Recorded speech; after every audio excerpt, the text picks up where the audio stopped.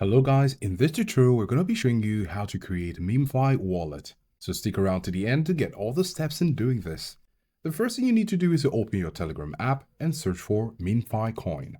Now when you find it, you're going to open the bot and then look at the bottom left corner and tap on play. Tap on launch and then go ahead and close any ads that may pop up by clicking the X on the top right of each pop-up. Next, you need to look for the wallet here. When you find it, tap on it. Then at the top, you're going to see a toggle button for airdrop and main. You have to toggle to main, and then at the bottom, you will see create wallet. Tap on it, and then right here, you will see your 12-word unique secret phrase, which you need to copy to somewhere safe and click continue. Now on this page, you will need to make the right choice according to your unique secret phrase, which was copied. And then when you're done, tap on continue. And if it's verified, your Memefi coin will be created. So this is how to create your Memefi wallet.